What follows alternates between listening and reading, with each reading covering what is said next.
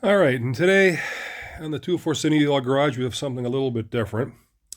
As you can see, I have a partial disassembled Toro, what the heck is it? 2450, CCR 2450 snow thrower. And this is my original Toro 2450 CCR 2450 snow thrower.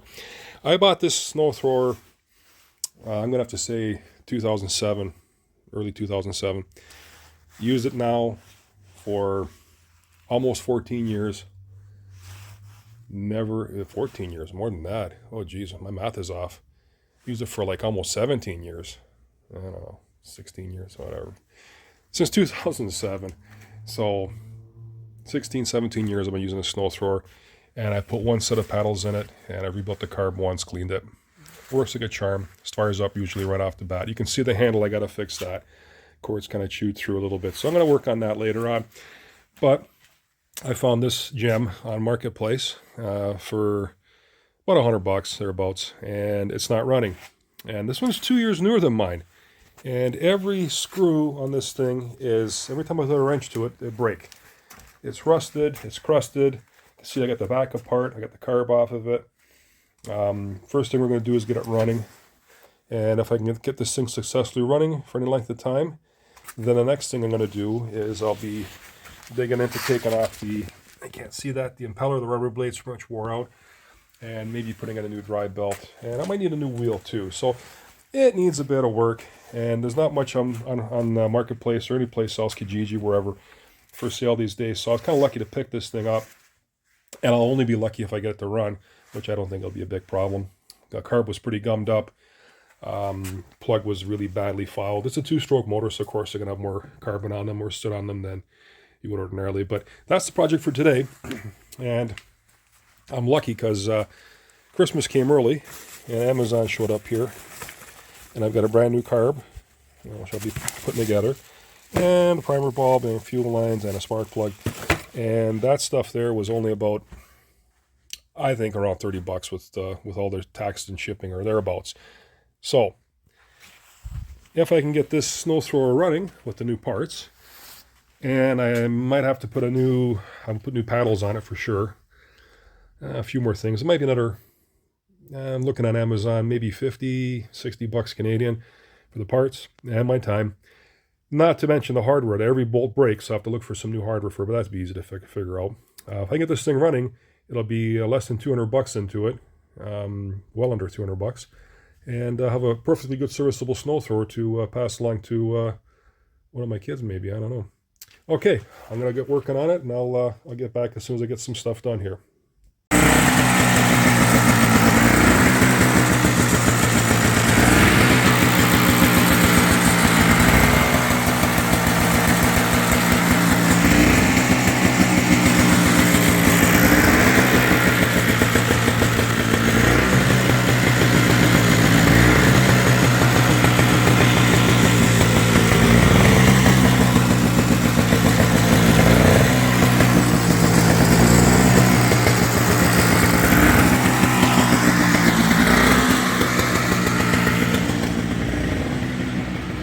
Well, I got the snow thrower running. New carburetor, fresh gas, fresh spark plug, and it fired, I wouldn't say immediately, but it took about maybe 4 or 5 pulls, but it did start. I'm going to let it run for a little while, let everything kind of settle in, because it probably hasn't run for a while. And the next thing I'm going to do with it is, I'll be taking about the impeller, the drive impeller, and putting on some new rubber paddles, and the back of the snowboard needs to be fixed too. It's rusty. But it's running, and the project continues. Well, now that I got the machine running, I'm going to step into the next phase of rebuilding this snow thrower. So I've taken off part of the chute, and I'm working on getting these bolts out. As you can see, they're all pretty rusty, and they're kind of, I'm going to have to probably cut those off, and I got to clean all that chute up, or maybe get another one. And then I'm pulling off the impeller assembly, and that's pretty slick. Because around this side, I had to take the cover off. That's where the belt is. As you can see, that's where the belt is. I'm going to clean all that up and paint in there with some Pour 15. Once I get it all taken apart, the cover's got to come off. Then there's on the end of that, there's a keyed, I don't know if you can see that. Yeah, there's a keyway And inside of that fits this thing. This wheel that the belt rides on, that's keyed, as you can see. Oh, wait a minute, I got a seal in there, grease seal in there. And there's a nut that goes on the end of that with a washer. So there's that key, which fits on that keyway. And then this nut and washer screw into the end of the impeller assembly. Then there's a rubber washer. And then this, we'll have to repaint that as a grease cover. So that goes on actually the would be the left-hand side. So it doesn't really go there, it goes someplace else. But I'll show you where that goes. Instead of talking about it, I'll show you. So it all goes here. And the bearing's residing inside of there. You can see the bearing. And there's a 9/16 bolt, which I've got to take off. And once I remove that bolt, I can pull the bearing out. And then this whole assembly will just slide right out, and I can replace the rubber paddles on it. So that's going to be the job for today. Beyond that, I may pull off this side cover here. It needs a little bit of paint. This red cover is going to come off once I get the chute removed. And I'll clean all that up. And like I said, I get the chute painted up. And then the big job begins in there, because you can see, maybe not see, but back inside of there, it's fairly crusty. And there's a scraper bar, and there's a metal piece, which I've just ordered off Amazon. And that part should be here. That's going to be about a week. So I'm going to replace that metal part, and I'll go through that later on in this video. And I'm going to replace these flat rubber paddles on the impeller assembly. So my job is to get that done today, because I'm going to get the rubber paddles today. And we'll just be waiting on that the metal part, which I'll be removing that and having it ready for the new one to go on. Beyond that, wheels. The machine does run, so I'm going to continue working on it. And I'll get back to this video as soon as I get some more work done. Okay, so I got the auger, impeller, whatever you want to call it, out, and it was a little bit more trickier than I thought. There was 3 screws or bolts, I guess, 5/16 head with 3/8 nuts on them. All except for one just snapped right off, all rusty. On this side, I had no problem getting the 7/16 nuts off the bearing cup, but the problem was, and I'm going to bring it to it, is that the bearing, this sucker here, was rusted into the cup, so I had to hammer. So I had to basically pull this whole thing out, and I knocked the bearing out, and there's a washer that goes in there. But I'm going to have to be cleaning all that up, obviously, and I'm probably going to get new bearings because these look like they're pretty much toast. This is what's happening on this side. This is not coming off. Again, the bearing is probably rusted on there, so I'll have to persuade it off of there. But before I do that, I got to shave that metal or whatever the hell is. There's some fibers.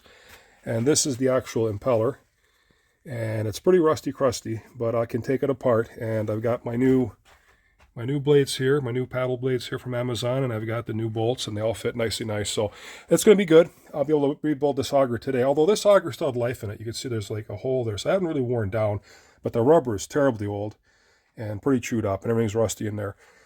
So continuing on with this project, I'm pulling off the bearing assembly here. I'll have to be cleaning up that cup and getting a new bearing or two.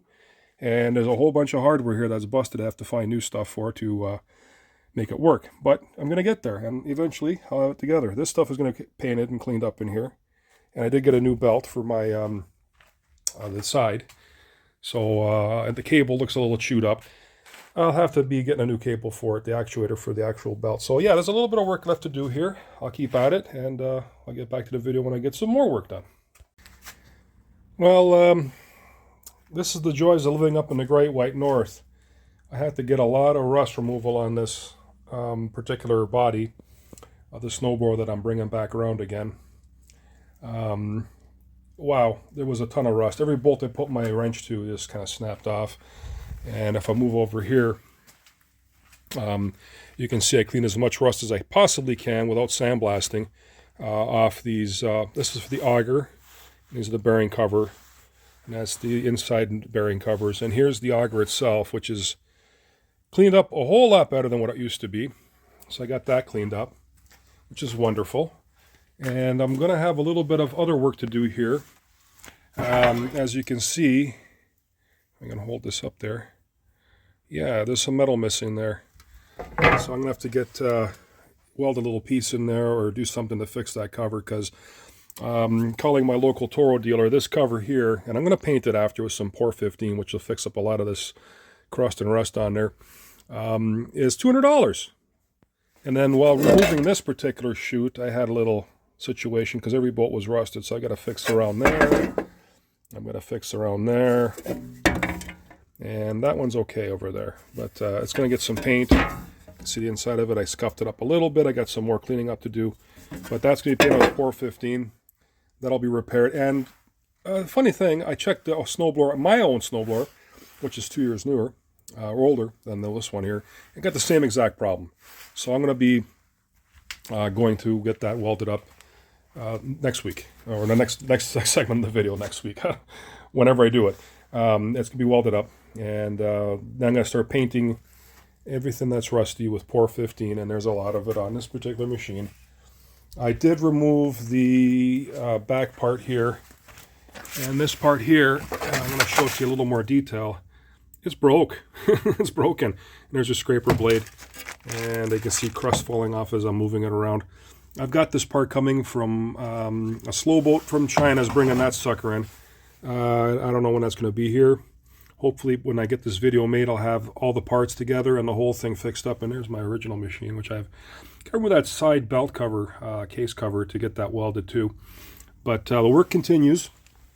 And next time I come back here, you should see all the parts painted. And maybe parts of it put back together again. And we'll go from there. So I got some work to do, lots of work to do. I'll be back when I get it done. All right, so I'm doing the assembly of the auger, and I've painted over the bearing caps and got some new hardware. I've installed some of the paddles, two of the paddles, and they're just finger tight. I put these on, they're pretty easy. Other videos show a clamp or something being used to hold them in place, but that's not really that necessary. So I've got the auger installed, as you can see, the blade, the paddles, and I'll be next installing the center portion here, and it comes with some spacers or washers that go between the bolt and the nut and the rubber and the metal part here. So I'm going to reinstall all that. I got new lock washer for the center bolt. I'll take a video of that when I get that installed. This was the original drive belt for the auger, which I'm going to try to find a spot on here. Focus, will you? It's worn. It's worn. So a new drive belt for that. This here is the result of my Por 15 and Rust-Oleum painting. I've got to reassemble the handle assembly, and then I've also painted in around in here where the chute is. The chute right now currently is out at buddy of mine. He's going to be doing some welding for me to fix up some of the stuff on that chute. But I'm waiting for this back piece over here. That goes back in here, and that's coming from China, and hopefully it gets here soon. And then I'm going to reassemble everything I can and get the machine running, but just waiting for this back piece over here to be shipped, and I'll put that in there. So it's going pretty well. Got a few things to do still, but the progress is moving along slowly, and when I get some stuff assembled, I'll get back to it. All right, I'll see you in a bit. Okay, the impeller is installed. Not too complicated. If you're going to do it, make sure that you put two of these bolts on going the one way and the two going the other way. Not that it really matters, but that's the way I do it. And there's a new lock washer on the center securing bolt. And this is all fastened in there, the bearing case. And this is all fastened in here. This is the wheel. I've got a new belt on there for the drive. Still have to adjust the drive. And on this side, I used new nylock nuts on the bearing carrier also.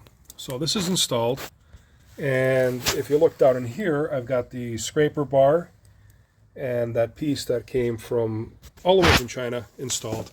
Let me just kick this machine back up around, flip it around here and show you. Let me just see here. There we go.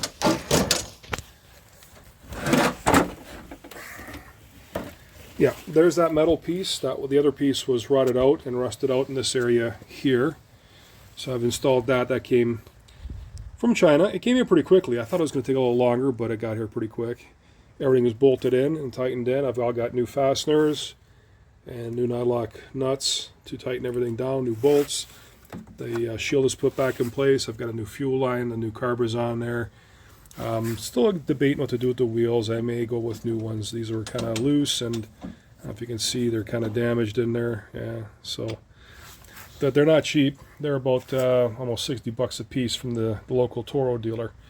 But I mean, I've gone this far with this job so far. I might as well go all the way. So I may just put the wheels on there.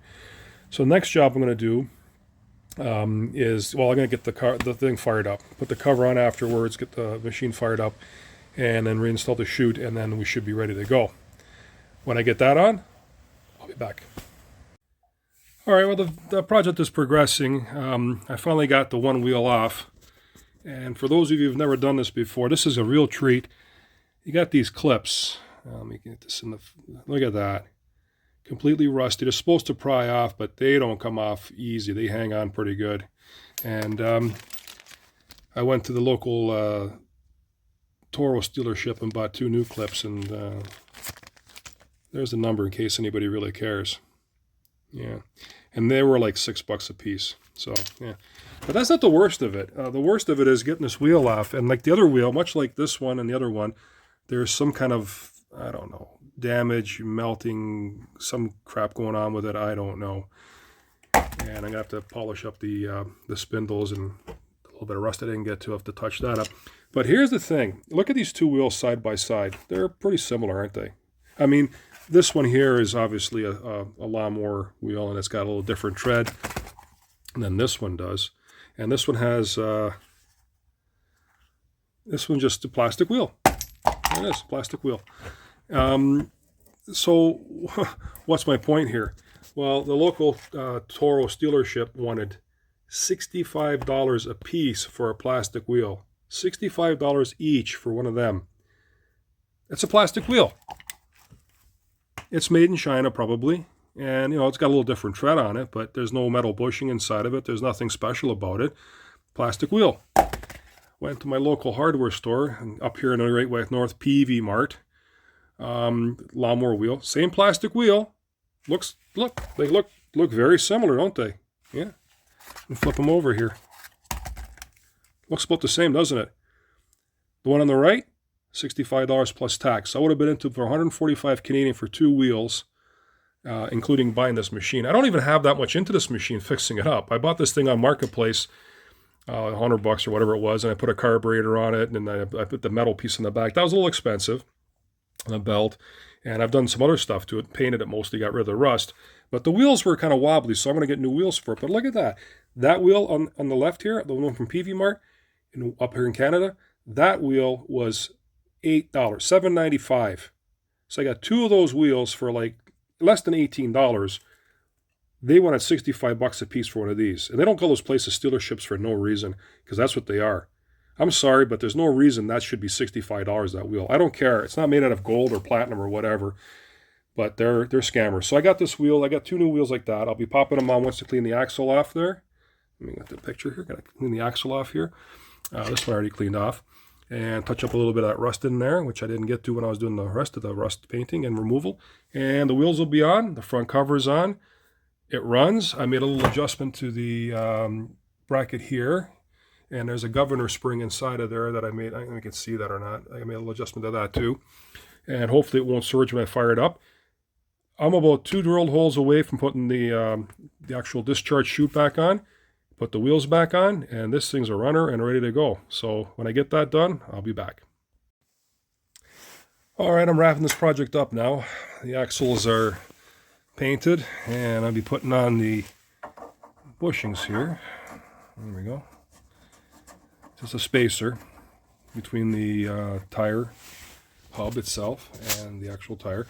Now, not necessary, but I'm going to do this. I have a little bit of petroleum jelly here. I'm just going to put a little bit on the axle before I slide the wheel on.